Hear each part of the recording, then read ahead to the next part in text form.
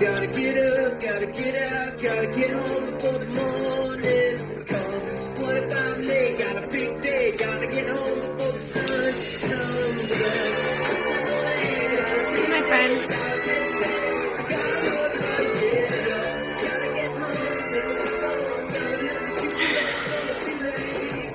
So those of you guys who have been here for a while know, I don't know if it's a blessing or a curse, because nothing in my life, I guess, can be looked at with normal eyes anymore.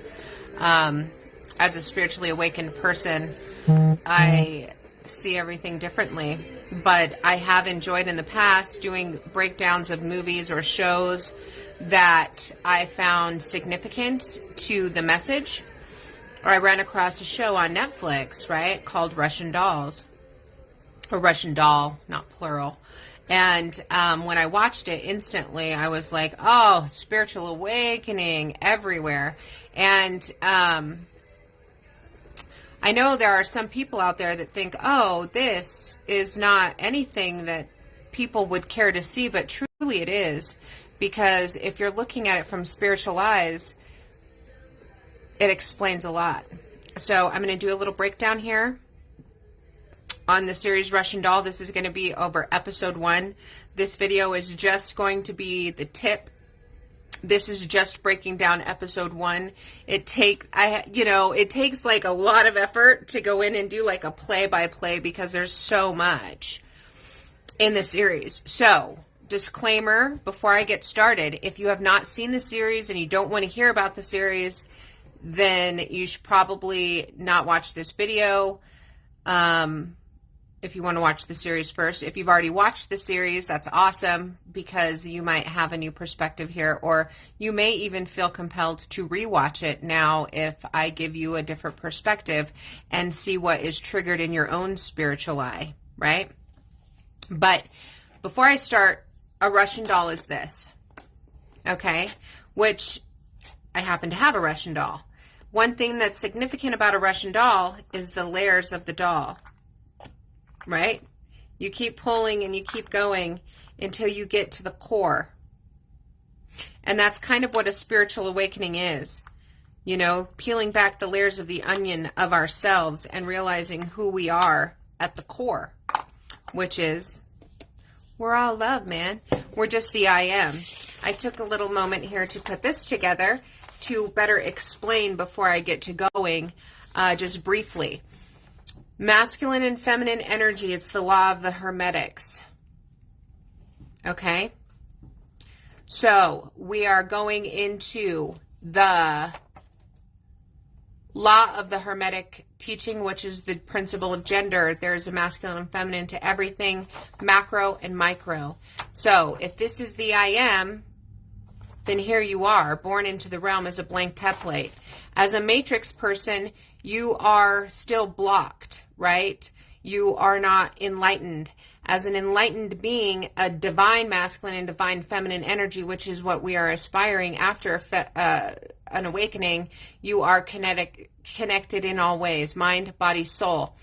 Now, each person, it's important to know, has an exact energetic counterpart.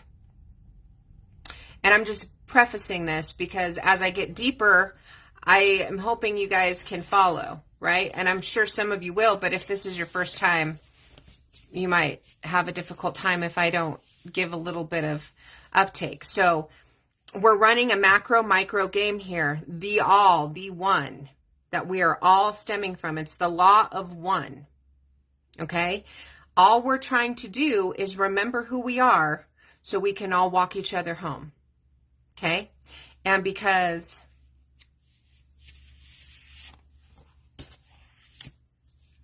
I find this series very interesting, I'm going to get into it now. It might be a while.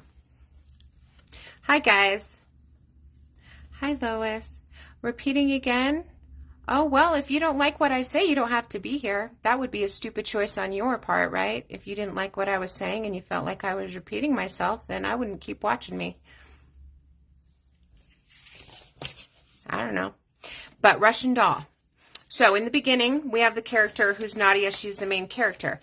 Interesting to note, okay, Nadia, the name Nadia itself, okay, is very feminine. It actually means fragile, hope, delicate. So Nadia itself is a spiritual meaning. It is describing the feminine attributes, okay, of the divine feminine, okay? In episode 1, it's named Nothing in This World is Easy. Well, that's because you're about to be thrown down into a spiritual awakening. So what we do is we find Nadia at a 36th birthday party that her friends, Lizzie and Maxine, are throwing for her, right? Well, Lizzie and Maxine play a significant role here as well, which I'm going to start explaining. So, paint the scene for you. It all starts in a bathroom, okay? And there's a portal-like figure on the door, okay? She walks out of the bathroom, and Maxine, the person who is throwing the party for her, says, "Sweet birthday, baby." Well, may just to the common ear here, sweet birthday, baby. But to a spiritual ear, you realize this is, every time they say it, them saying, sweet born day, right? Your birthday is your born day. Note that. So anyway, let me get this together here. Nadia is basically just a common matrix person. She has been submerged through traumas. She has been going through karmic cycles, stuck on karmic loops, has a whole bunch of trauma loops, human experience to clear, right? Before she can fully heal and actualize into the I amness. So she is saying to her friends, Lizzie and Max, that she's wondering if she's having a midlife crisis. Well, Lizzie and Max are significant because they are the I am. Okay? And you're going to see this hinted when Max actually states about creating the bathroom, which when we're talking about creating the bathroom doors are symbolic of a passage from one way to another, from one place to another, right? It's a transitioning point. So Maxine states that she is the artist and Lizzie is the factory. So there we have Lizzie in the masculine role and Maxine in the feminine role of the all. Okay? And this is going to be reaffirmed later. But going into Nadia, let me get on to Nadia because I'm trying to do this in a decent amount of time here. So she begins by talking about her mental breakdown, and then she says that she's lost her cat, Oatmeal. Okay? Now, what is oatmeal? The name is significant here. When you think of oatmeal, oatmeal is something of substance. It is something that nourishes and provides support for the body. So oatmeal is her source of sustenance, okay? That's her cat being gone. She's clearly has this in the up front of her mind. But really, it is that she is turning 36 and she is losing her source of emotional stability, right? So this is her unhealed feminine coming up to be healed. And so it all begins with her pursuit of finding oatmeal or finding her emotional inner satisfaction. Then we have character Steve, who is introduced, and he is somebody who's a temporary stand-in for her. He is her temporary sustenance, which a lot of us will do when we're unhealed. You lose one source of sustenance or emotional gratification, and we go into what? Karmic partnerships. We meet with people and trauma bond with them. So Steve is just showing as a stand-in, as a karmic stand-in, okay? And the first thing that she tells Steve is that she has a cat, right? I know this is probably weird for people who aren't spiritual to hear all of this, but try and stay with me. So the timing of this, okay, she's proclaiming that she has a cat. She wants him to know, like, she has something to offer. She's got something. And he's approaching her, and there's this sexual energy, which is often where people in the 3D matrix can meet. They can meet at that surface level, sexual level, as you see here, right? They can connect there, but there's emotional blockages and mental blockages that the matrix has in place for the unhealed, unawakened people. So you see that being the way that they're able to connect right off. And so she says, or Steve says to her what she does for a living, right? Because as you see, a matrix man is more concerned about the 3D kind of material aspect of things. They want to know more about that part of it, right? Because they're not in their divine energy yet. And so shortly they go straight into the physical connection. You know, they start touching on each other. He feels on her, whatever. They leave the apartment. Well, outside there's a homeless man. He becomes significant in later episodes. But right here, she notices him, right, outside. And this is a form of familiar spirits. Okay? So she notices this homeless man, but is she noticing the man? No. We're talking on a spiritual process here. So what she's doing is she is noticing this man is familiar, and she tells this guy, I think I know that guy. Does she really know the guy? No. But she thinks she knows the guy because she is feeling the familiar wounds from the guy. He has a significant part in her process of awakening here. This homeless man that she identified. And she's feeling the need. She's feeling his wounds. She's seeing this guy, and it probably triggered something in her that reminded her of that familiar need inside, right? And some of you guys can probably relate, because some of the most hurt and broken people are some of the most loving and giving people. And why is that? It's because we know what it's like to be on the other end, right? So there's that familiar attraction that we feel towards people, and that all comes from energy, the spiritual aspect of things, because everything breaks down to that, period. So anyway, one thing she did say is that, or that Steve did say to her, as he said, should I be worried, right? Well, here we see unhealed matrix masculine. Should he be worried that she would know those things? Which is basically saying, like, the red flags of the unhealed feminine and the unhealed masculine. You can just tell that there is such a surface level connection there, and there's so much judgment and dissecting things. But when she states, let's go get some provisions, okay? Provisions are something you prepare for a journey. So here we go. She's fully disclosing that there is a journey that they are about to prepare for. Okay? And you're preparing beforehand. So this is how it works. Our higher selves often prepare us beforehand, before we're even aware that we're about ready to be thrown into a spiritual awakening. These things may seem insignificant, right? Just like anybody who's been spiritually awakened may look back and see, oh, I kind of felt this was all coming. You know, we may recognize people or run into people but not meet them, and then feel drawn to look at them and think, that person. And then when we see them again and they're a part of our awakening process or a part of our story in some way, it all comes together like that for each and every one of us. Okay?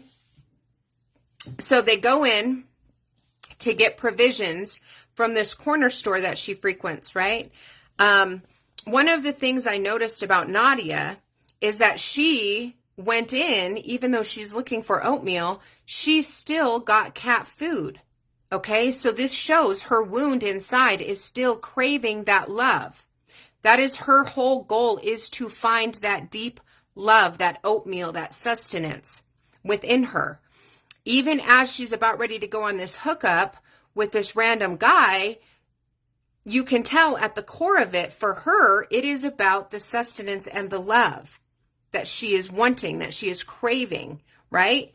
And for Steve, the first thing that he does is grab what? The condoms. So there, the picture is portrayed how the two matrix unawakened energies operate. He is thinking about the gratification of the physical, which is not unheard of for a matrix masculine energy. And the feminine energy is thinking about the loving aspect, the sustenance. That's always in the forefront of her mind, right? So you can clearly see the distorted energy systems being projected into the scene. Now, the store attendant comes in with this guy who will later become a very significant part of her story.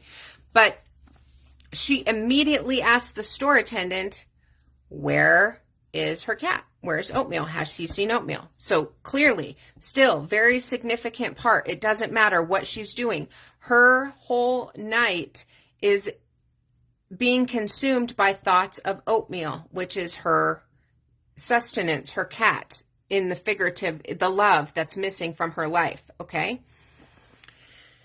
So, her masculine counterpart. Now, this is something I'm not going to dive too deep in on the first episode. Her masculine counterpart, which is her exact energetic match, which I was explaining, we all have. And not to get on a twin flame bullshit, because a lot of people have twin flames misconstrued. A lot of people always are putting twin flames as being the basis of a whole romantic thing. But in reality, your twin, your counterpart, your perfect energy counterpart is just an exact replica of your energy signature split, because that's a law of nature. If you're here in a masculine energy, there has to be you in a feminine energy here too.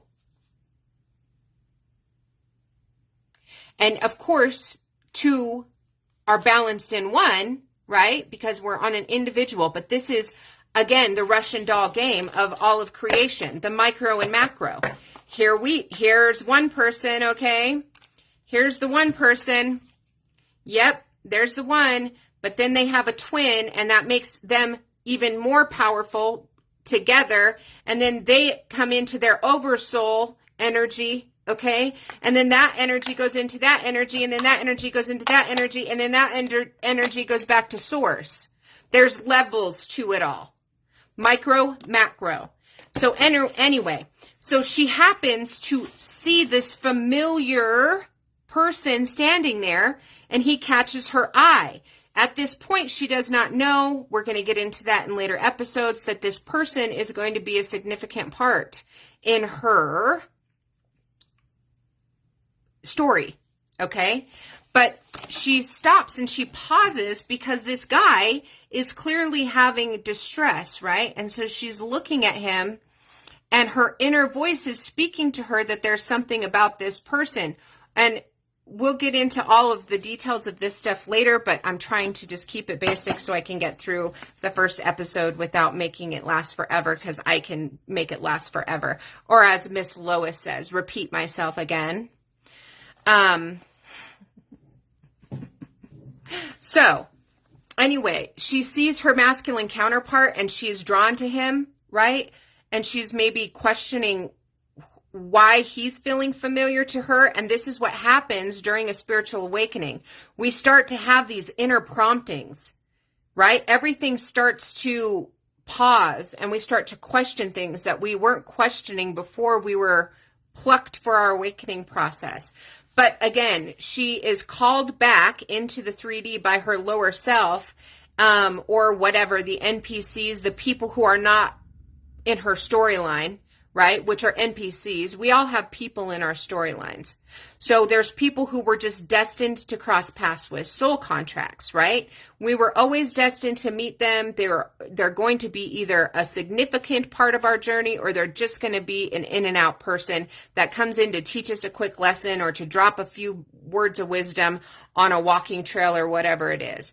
But we all have significant connections with different people, and that's what a soul contract is, right? So there are other people in our experience, but they may not be contracted to be a part of our reality at all. And I like to refer to those as the NPCs, or the background people in my story. So in this, there's other NPCs and stuff going around, but when she looks back up to see her counterpart, he's there, he's gone. She looks back to find this guy that she was drawn to, and he wasn't there anymore. So she just proceeded to go back to her house with Steve. She bones him, and then she gets rid of him, right? And then she settles in with what most unhealed feminines settle in with, which is that unfulfilled feeling after having a physical encounter that's meaningless. It's just transactional, right? Whenever a person is operating in their flesh, they have a need they're trying to fill, like oatmeal, you know? So she's seeking this inner, hold on, I got a text. She is seeking this inner validation. She's seeking this inner sustenance, and she's going about it as an unhealed feminine would in the Matrix. So when she realizes that that's over, that the temporary fulfillment has taken place, it's really time for her to sit back down. She tries to distract herself with her work, which was significant that she is a coder, a computer coder. Okay, so she writes code, and what she was writing code on was a game, and the game that was on the screen as she was coding it just so happened to be a human form. So this is an attempt to rewrite a code, right? So this is also symbolic of going and trying to create something, right? Fix things outside of herself. But the significance of this, I felt, was inner work. So we all basically code ourselves based on our belief systems all the time. You may believe that there's Sky Daddy or Allah or some other religion that you want to subscribe to. You're coding yourself with that belief, right? People code themselves with trauma. They can code themselves by staying in a victim mentality and not healing themselves from pains. And so this all gets stored in our code based on how we are programming ourselves. So her job, her actual job is to code. And it's funny because that is symbolic of all of our jobs, is to fix things and make the 3D world work, right? That's what we do. We're all supposed to be out here fixing the world and focusing on everything but us, right? So we're supposed to be creating the external to us, but we go through the awakening and then we fix our codes. Anyway, so that is the whole feminine principle of our whole energy, though. As divine feminines, we are the creative energy. And if we go back to what they said in the beginning, when we're talking about Max representing the feminine energy of the creator, she is the artist and the masculine is the factory, right? That is the principle of the I am masculine and feminine energy. And it trickles down into specific individuals. The masculine energy of the realm is the factory. They are the ones who do the constructing and the putting together. And the feminines is the intuitive and the creative. So, not to get off track here, though. So, seeking outside of ourselves never sustains us. She's sitting there, and what comes back to her memory? Oatmeal. Okay? So, she goes outside, and she's kind of walking aimlessly, and then she remembers oatmeal, and she thinks she sees oatmeal across the street, and without thought, she takes off, and boom, she's hit by a car. Okay?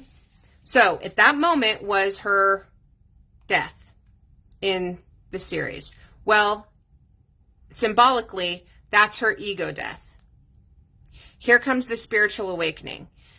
Now let's go deeper, okay? So, this is the spiritual awakening moment. She has underwent a traumatic experience, which anybody who's going through a spiritual awakening knows that they're usually triggered by traumatic experiences. Could be a death of a family member that causes you to go in. This is something that happened with me when I lost my dad, triggered a whole bunch of stuff for me to heal. All of these different experiences that we go through that trigger our ego death.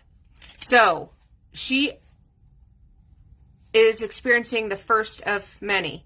She comes back to life, okay? But she's in the bathroom. Now let's get into the symbology of the bathroom. The bathroom is a place of detox, okay? It's a place of cleansing, of purification. We go in there to rid ourselves of waste, but we also go in there to clean ourselves up, right? So, after her first ego death, she appears in the bathroom. And so this is saying it's time for her now to look at areas of her life that she needs to get rid of and clean up, things that need to be flushed away, so to speak, and so her divine nature can finally be born. When she comes out of the bathroom, she has to walk through the door again.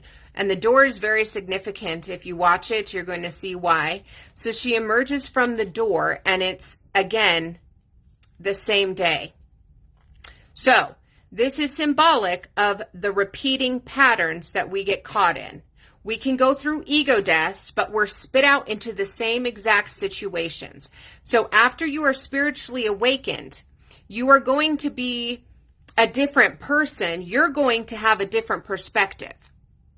But things around you don't change just because you're having a spiritual awakening. You're still dealing with karmic people in your life. Maybe things are looking the same, but again, you're not the same because you have, happy birthday, baby, you've been reborn. You're resurrecting now into a different consciousness, which is what all of this is about, the spiritual side of it. So she comes out, she's in the same day, the karmic situation is still there, and she's on this loop, okay?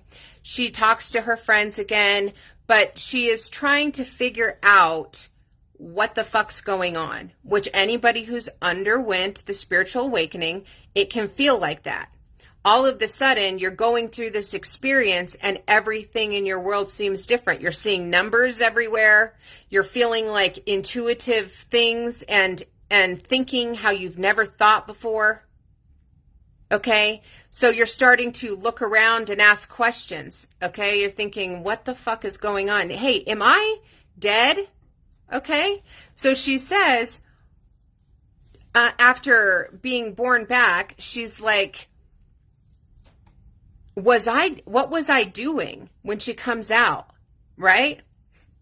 And that's where it all starts, is when you start asking, what are you doing? Because you're giving yourself permission to answer that question. And so it's symbolic spiritually that she came out asking that, right? Because she's willing to dissect the actions. And then she tells her friends, do you ever think it's weird just partying in an old Yiva school? And her friend, who is, Max, says, why would it be weird? And Nadia replies, because this was once a sacred place. Boom. There, now she's starting to say, I'm waking up. Do you think it's weird that we're just like partying and not doing anything with our lives? Which is what awakened people do. We wake up and we say, does anybody think it's weird that everybody's just living this basic fucking life, watching the Kardashians, watching stupid fucking TikToks all the time, while the literal world is burning, while we're destroying our planet that is sacred for our lives? Does anybody else find it weird that we're paying for them to go bomb and kill innocent people? Us spiritual people who are awakening or have higher consciousness start asking those questions, right? So we come out of the matrix and we remember how sacred our home is and how sacred our life is, and that we're here for some kind of deeper reason. Even if we're not understanding the depth of what's going on yet, we start to ask questions, okay? We're not here just to feed our flesh anymore. She's coming around. So Nadia again announces oatmeal is gone. So again, she's announcing love is not here. He is still gone. I still do not know love. I still don't have love. So her karmic day, or the karmic loop, if we're looking at it from the spiritual perspective, you know, the karmic loop is she's still stuck in the karmic cycle. It's a day, which is symbolic because spiritually, there's the rumor that a day to God is like years for us, right? And when we're looking at this from a really big perspective, we're talking about what seems to be a 2,000-year cycle for us to the y'all is just a snap. This is why it's like when we think about these resets that are happening, it's not like, you know, there's some guy sitting up there for thousands of years. It's like a moment because time isn't what we think it is. So she keeps going around and around these loops, which are days. Okay, but really, these cycles, these karmic cycles, can last for years, depending on how quick somebody is really willing to start asking the questions and doing the spiritual work. So for the sake of, you know, one episode here, these are boiled down to just restarting into a day's frame. But that was symbolic because to divine, time is different. To creation, to all that is, time is not what we have it as. So these karmic loops that humanity on, or as we as individuals get on, are actually prolonged into months, years, sometimes decades, even centuries, if you look at humanity as a whole. But so she's starting over again. So she's going through the awakening, but each time she wakes back up, something is amiss. There's a misstep somewhere. So she has to go back and start over, right? She has to go through another ego death. She's learning a new lesson every day that she is coming back. She's reawakening to the same scenario, but just a little bit of things are changing as each day goes. So one time in one of the loops, she comes back and she finds herself again faced with Steve. Except now she's not in that lower flesh. So she's passed the test of going straight and getting into sex with Steve. She's talking with him, but she's really in her own mind thinking in a deep way. And she's looking at the fishbowl. And this is symbolic. And she says to Steve, you know it's a myth that fish have no memory. This is important because we have memory. If we're the fish that are trapped in the fishbowl here, as Pink Floyd would mention, we don't remember every reincarnation because we come in blank at the bottom there. We're blank slates. And then we get programmed by the matrix. And then when we reach our divinity, then we remember who we are when we're in our divine power, and we realize that we are one of the layers in the doll. So it's symbolic that she mentions the fish have memory because this is letting you know that as you begin your spiritual awakening, as you start to come online and pull out of the matrix, you remember more and more who you are. It's a lie. It's a one and done thing. It's a lie. You've done this probably numerous times. And even if you think I'm lying, there's Jesus in the Bible. They removed obviously a lot of his teachings, but he did talk about reincarnation in some of the Gnostic texts that were removed by the Council of Nicaea. Now, why do you think people don't want you to know this? Because it's a lie. And if you knew that this is something that we have to go through to pass a test, that we're being tested right now, if you knew that you were going to get to come in and it wasn't a one and done, instead of believing like after you die, you get to go to a magical place, you might try a little harder to figure out how to get through the maze, right? Anyway, I feel like I'm talking 1,000 miles an hour. But really, it's because I have so many notes here, guys, because I'm breaking down this episode like literally a play-by-play. And I wanted to really set the stakes with this first video. I'm probably not going to do the rest of the series like this, but I wanted to really set the grounding foundation for the spiritual awakening and really get these things concrete to people who maybe needed that kind of foundation to go on, right? So don't expect me to have a play-by-play for the other videos. This was just something I felt for this one was necessary. All right, so where were we? We were at the fish and the reincarnation. So yeah, when we unplug from the matrix, our spiritual journey re-begins, which is find our way back to what? Being whole, the one. So it starts individually. Nadia finds herself, then she finds the counterpart, then both of them come together and they do their work together. Okay? And then I'm not going to spoil it, but in season 2, even more comes out. And eventually, the goal is to get it right and pass the test, right? Get everything all cleared and become whole again. But she asks her friend, okay, if she used to have more fish, right? And her friend says, no, it's always just been the two. It's always just been the masculine and the feminine. This is how it's always been. It always was. It always will be. This is the Hermetic principle. But the fish name are mustard and ketchup, which we see some polarity symbolism here. The yin and the yang, the feminine and the masculine symbolism, right? The two lost souls swimming in the fishbowl, trying to find their way back together so that they can find their way home out of it, right? And it all starts on an individual level, and that's what she's going through. So, the opposites, right? Yet the same, because they're complements of each other, but they're still opposites. So a lot of people out here are thinking you're finding somebody who's just like you, and you're not. You're finding somebody who is an energetic match to you, but you may be opposites, right? So we don't know.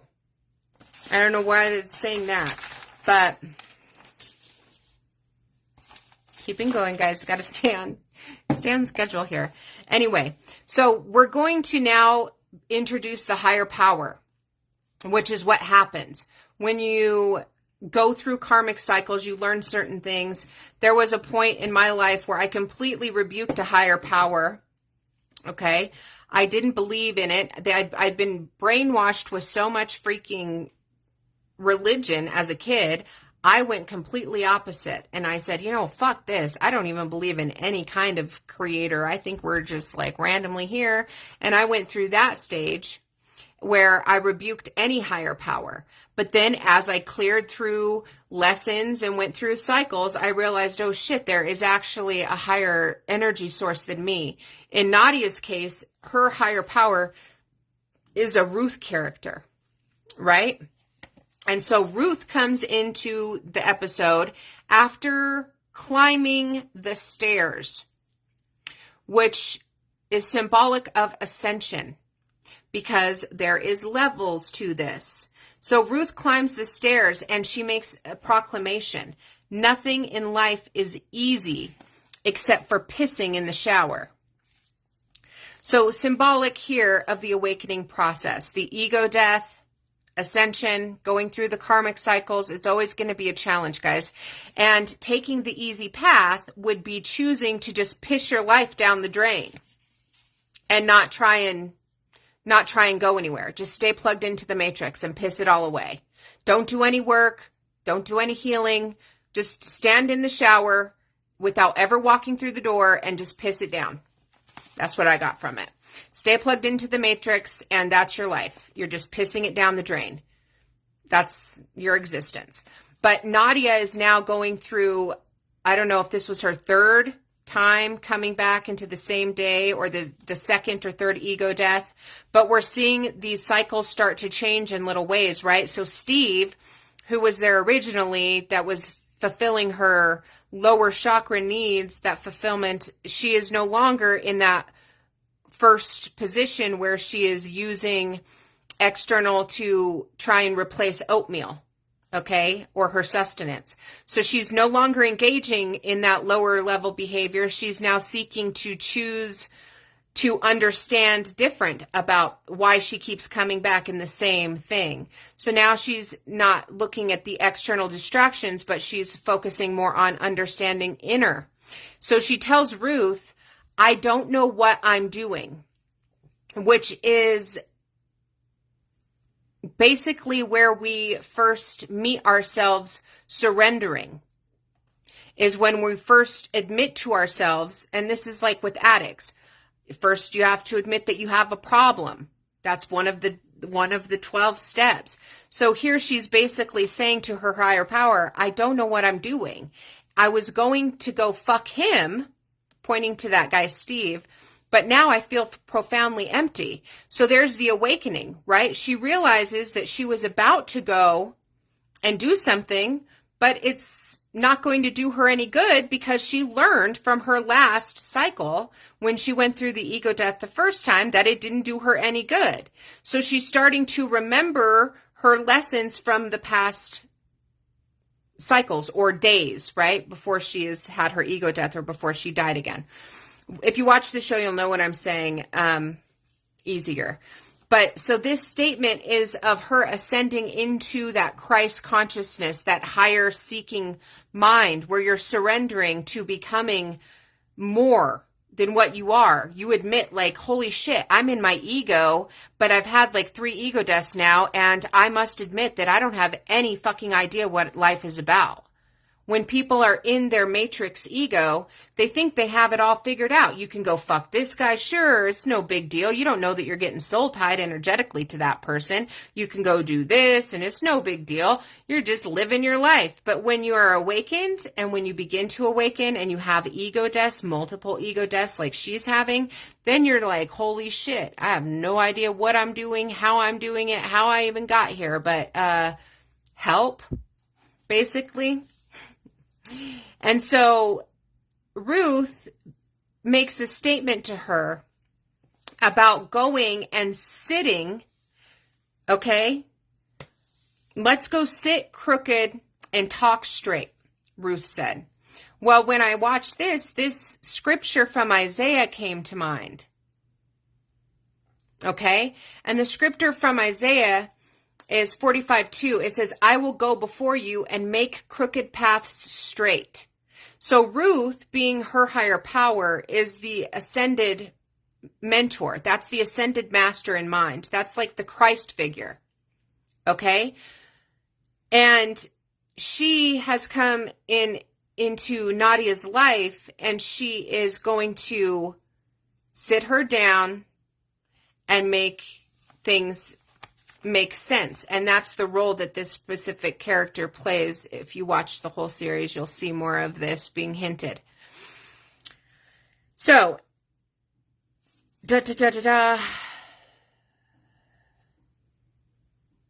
So now she's accepted that she has no idea what's going on. She's pretty much open to sharing with the higher power, because what she said when Ruth came in is, I think this is new. This is new. Right? So she's admitting that she's not used to seeking questions, or this is a new experience, right? This is something new, because she had broke out of the karmic loop that she was stuck in on the last 2. But anyway, so Maxine, let's go back to Max being the host. Max and Lizzie are the divine representation of the masculine and feminine. So she was sitting there and she created all of the party.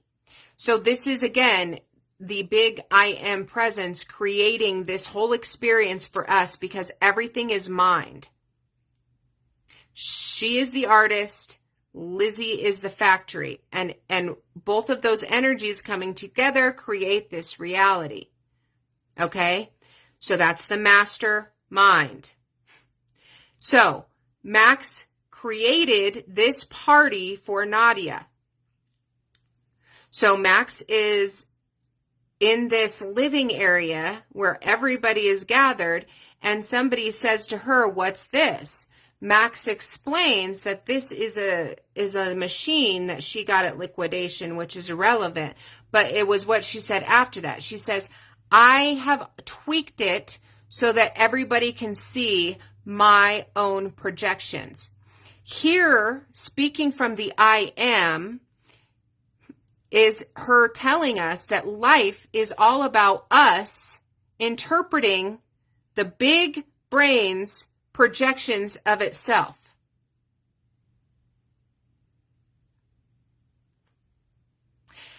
She then takes the projector and she says, "You guys," she announces to everybody at Nadia's party, at her born day party, she says, "I am going for," or she says, "This is a safe space. I am going for a communal experience, not a solo performance." What does that mean to you? If you were part of I am communicating that, that is basically telling you everything is a mirror here. You're projecting things of the reality everywhere, but I created this place for the experience of our learning, the communal experience. You aren't here to live as an individual in ego. Our goal is to come back together. Anyway, so then she turns down the lights, Maxine, and everything's dark. Nadia is then in the shadow. Everything is dark. So while she's in the shadow, she begins to cry because why? She's remembering the trauma and flashbacks of that initial traumatic experience that propelled her into this cycle of shit that she finds herself in, right? So that's what happens to all of us, right? When we're in our spiritual awakening and then the shadow work comes in and we have to confront the shadow. All of those emotions are triggered. So she's triggered, and where does she run? She gets up and she goes to the bathroom. Well, again, why the bathroom? Because that is the place of cleansing and detoxing. And she knows at this point that she's got some work to do because her ego is literally dying. She can't fight it anymore. So then here comes another significant portion, because then we have enter John, who is her karmic partner that she has unfinished business with. So it just so happens that this karmic connection that it has not resolved completely comes into the bathroom where we go to what? Finish our business. So he comes into the bathroom and they start coming together so that they can finish the unfinished business. So now we're seeing somebody who is healing and on a process of healing get things circled back around that need to be healed. So John was somebody from her past that she had unresolved issues with, a karmic contract that needed to be ended and resolved. So she first says to John that she was hit by a car while chasing oatmeal and blah, blah, blah. And he says, okay. So she was trying to explain to him that she has been going through this process. She's been going through traumatic experiences while chasing love, right? And he says, well, it doesn't seem like it affected you. You don't appear changed, right? And again, there's a projection from a karmic partner. If you're following me, I hope you are following me. I know this is going to be for higher spiritual understanding, and I really hope that it helps somebody. I guess I don't know if it is going to, but whatever. But John isn't seeing the inner changes and the inner awakening. Okay. But they realize that there's some debt to clear here. Anyway, so John tells Nadia, okay, how much he was hurt by her. How much, basically her behavior in their relationship affected him. And what does Nadia say? I lost my cat. Basically, I don't know love. I don't have love right now. Like it's absent from me, which is the unhealed feminine position. When you don't know love, you don't know how to love other people. Okay? So he comes in and says, well, let's go find oatmeal, right? And then they go down together and leave, and she recognizes the homeless man again. But this time, she sees him and she wants to call him out, like, hey, I know you. And he says, fuck you. Right? And we're dealing with the realm of projection, and this is where we meet people for reasons. And this is why when people get pissed at me and they get triggered by me, I'm like, I am just a projection of you somewhere down the line, right? But not to get caught off guard.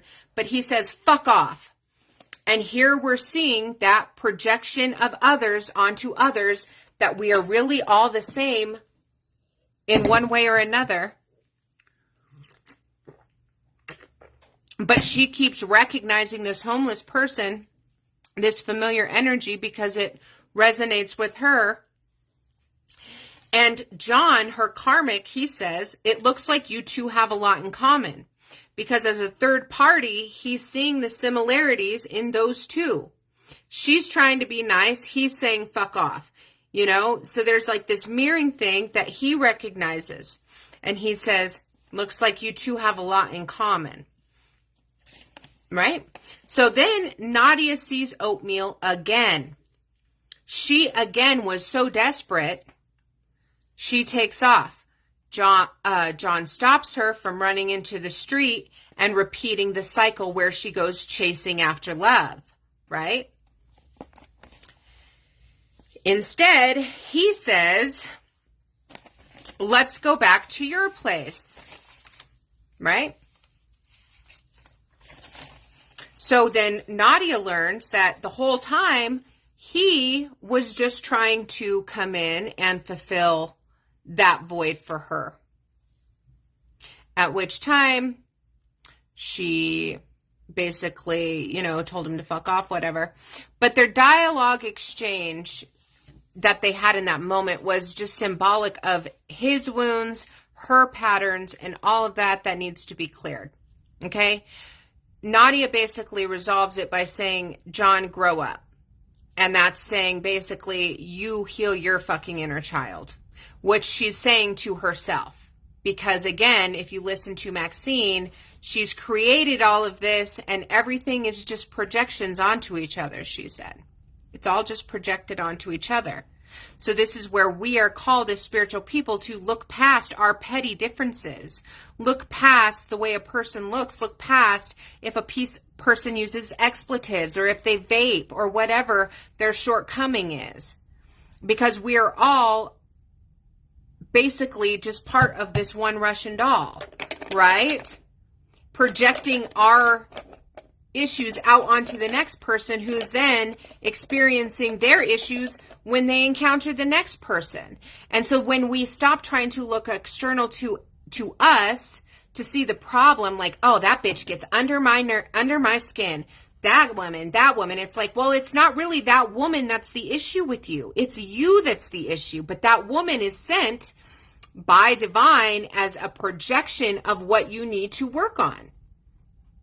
And people are starting to get that. Nadia is starting to understand this in this series. So anyway, so she's seeing that he needs to grow the fuck up because he is acting from a real place. But then, what does she need to do? She still is on the mission to find oatmeal, find her love, find her sustenance. So then she's seen walking through the dark park, which she's on a journey alone.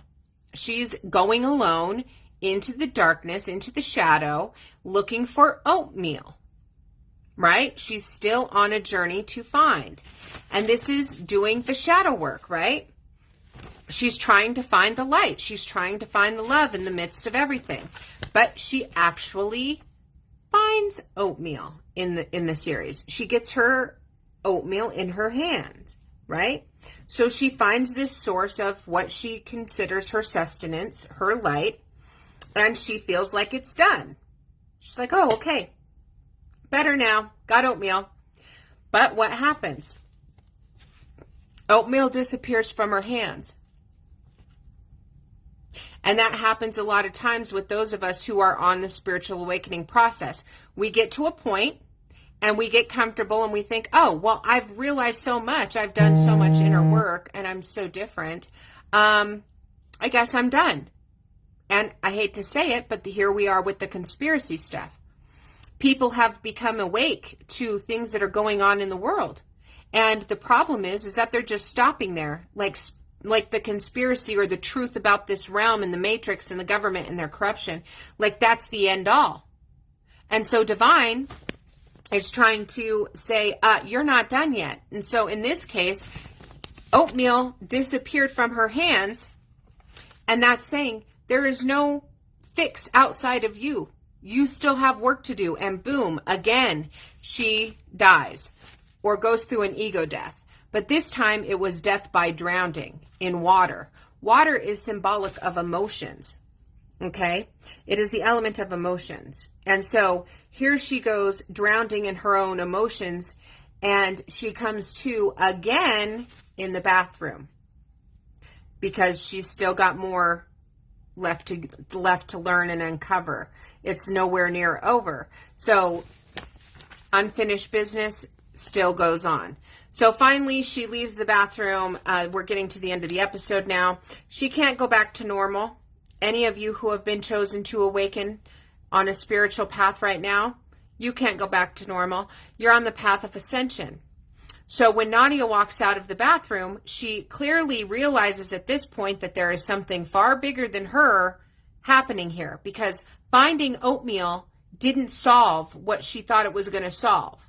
There's deeper and more stuff that she has to heal or deal with.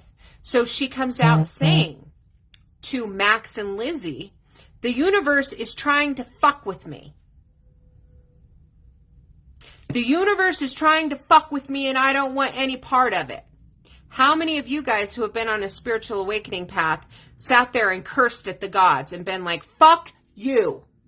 Fuck you and everything, and fuck your signs and fuck your synchronicities and fuck that person who won't leave my head and da. Screw it. Just take me out of the game. I don't even want to fucking wake up. How many? That's the Nadia moment here, where she comes out of the bathroom after all these ego deaths and doing all this work, and then she thought she had it figured out, and then boom, you don't know shit, bitch. You're still in it, right? So that's that moment where she came out during that one, and she started entering that avoidant part, which we all do in spiritual awakening. It's like, shit, do I have to go deeper? We become in denial about it, right? Our ego starts creeping back in. It doesn't want to keep dying. That ego part of us that is attached to the who we are and not the what we are keeps trying to come back in and keeps trying to say, no, don't kill me. I'm your identity. I am you. Don't shed me. Keep holding on to me. So she goes into this weird stage here, and it's all happening. She's going through it at this point, right? She's died lots of times. Anyway, so Maxine comes in and tells her. Now remember, Maxine is representing of the all feminine part, and she tells her, stop being a victim. Right? And this is what Divine would like to say to all of us who want to get in our little fucking pity parties. Stop being a victim. Life is happening to everybody. And sometimes life is happening a lot worse to that body than it is to your body. So if you're a spiritually awakened person, you need to realize that being in the victim energy is number one, not productive for ascension. And then Maxine tells her, you're a cockroach. What is a cockroach? A cockroach keeps coming back. It's really hard to destroy, resilient, right? That's like, you are built for this. This is what we do. We come back and we do and we learn and we grow and we keep coming back and we keep getting up and we're pretty much indestructible. And then she says, you never die. You're a cockroach. You never die. And that is us. Okay? Source reminding us that we don't go. This isn't as serious as we all hold on to it. We cling to this reality from such a human standpoint because we don't trust that we remember the truth about who we are. And Source is saying to her at the moment, you're like a cockroach, dude. You keep coming back. You're resilient. You never die. Our energy never dies. It always goes back where?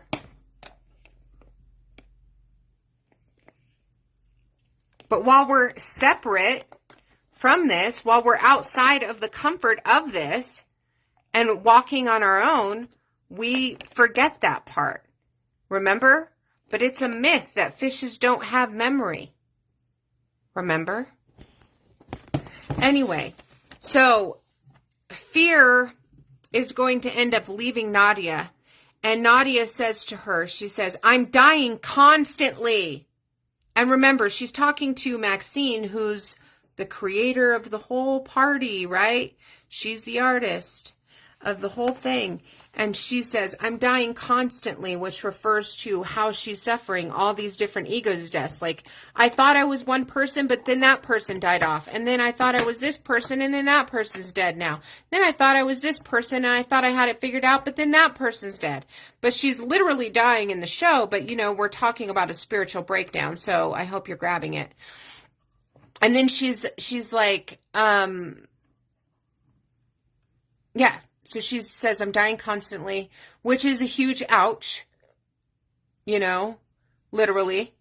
She says that, Nadia, she grabs her finger and she's like, ouch, which is just what we want to say, right?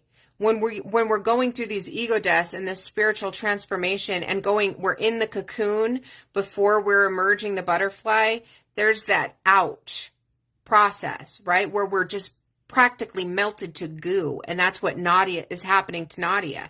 She has no understanding of what the fuck is going on. She's in the goo stage. Ouch.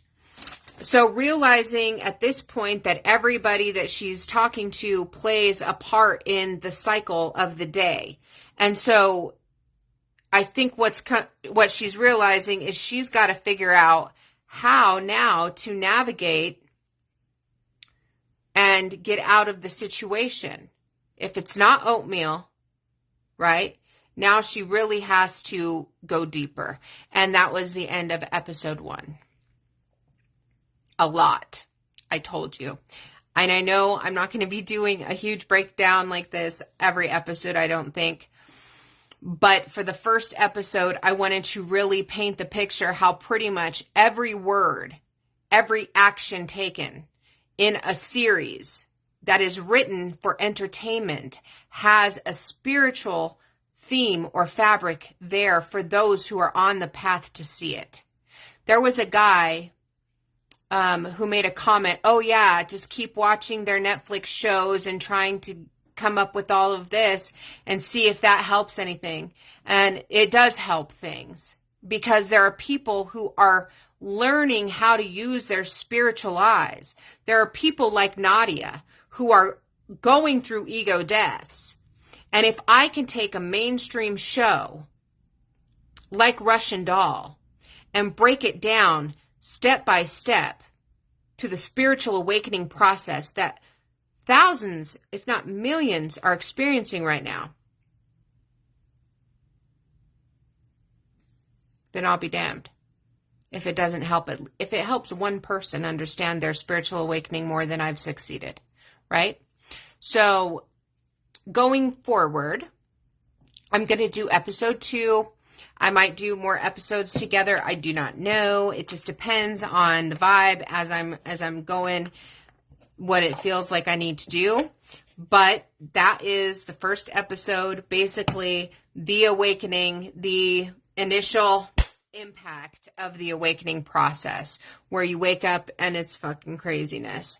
And so now that she is anchored into this spiritual awakening, the next couple of episodes we're going to dive into are the different lessons that she's healing, the different things that are happening when she actually comes in contact with her divine counterpart, and how they start to work together, and how all of that is going to tie into, inevitably, by the end of the series, breaking the karmic loop that they've been stuck on.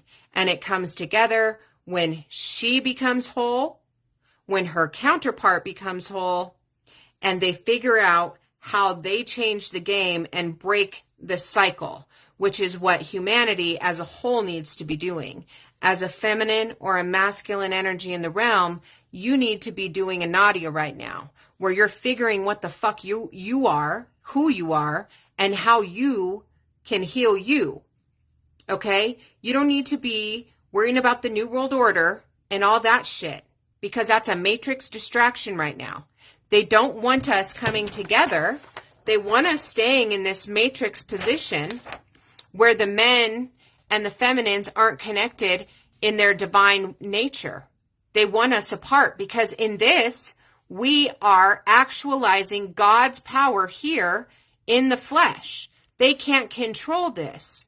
So they want us here. So what are you going to do to rebel against the New World Order today? I say pull a fucking Nadia.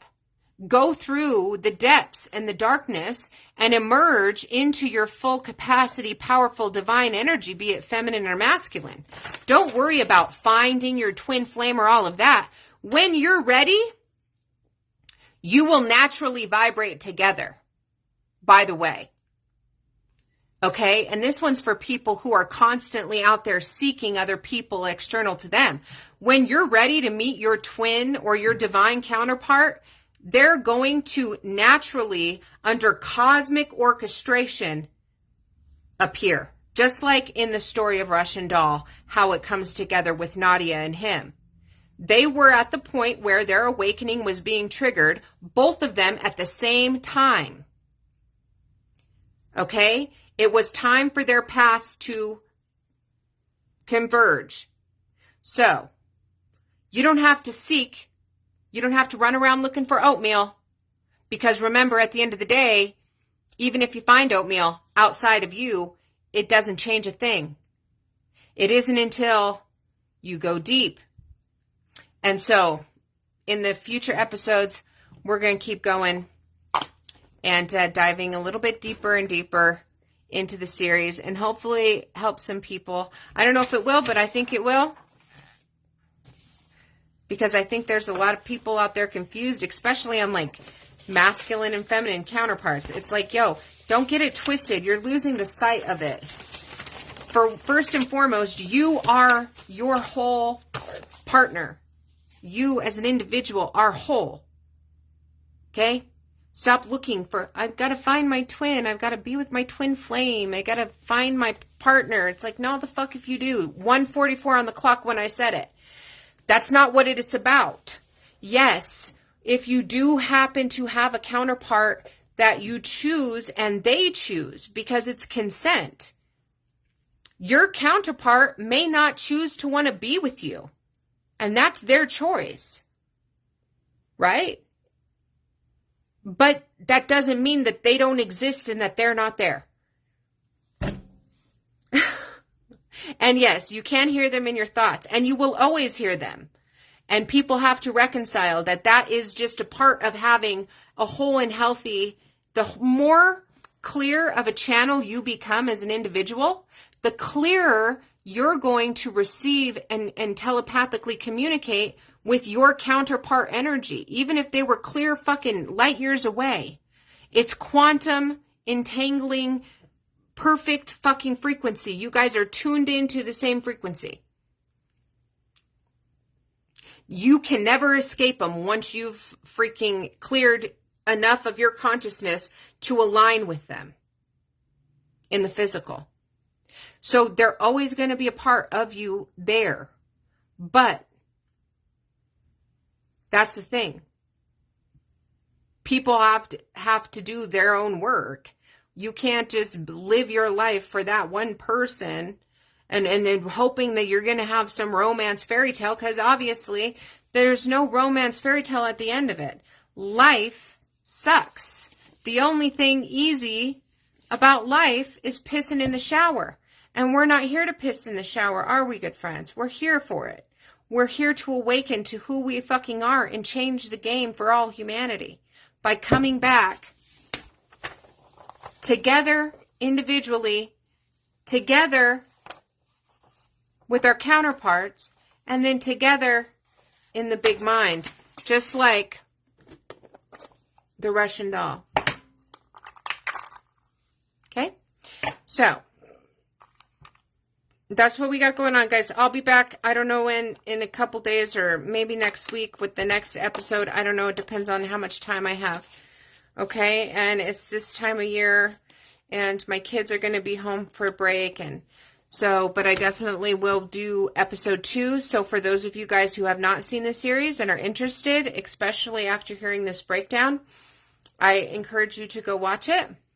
And then we'll break down the episodes together. Right? And it might make a little bit more sense to you when I'm referencing certain parts in like these different episodes. You may be like, oh my gosh, yeah, oh my gosh. But hopefully just look at it with different eyes. Aside from just regular 3D eyes that the Matrix gives us. All right? So, remember, this is the song. Thanks for hanging out, guys. Appreciate you guys. Love you. I'm glad to see you here, Tracy. I've been missing you. I know you've been going through your own stuff, but I'm glad that you're here, sister.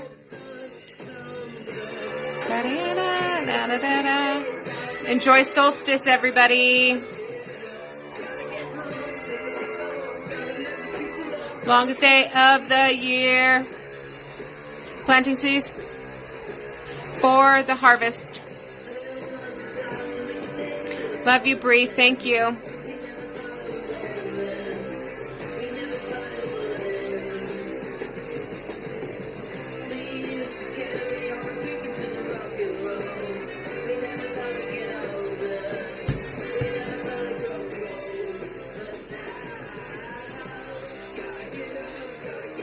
Ah, thank you, Greg. That's beautiful. Yes. Girl, I'm so glad that everything is okay. We'll have to talk. Let's talk soon. When you're free, okay? Text me or something. All right, my friends, I'm out. You guys, I'll be back, like I said, with episode 2 sometime soon. I'm going to do moon reading and stuff for you guys as well. So you'll be seeing me soon, okay? We'll talk later.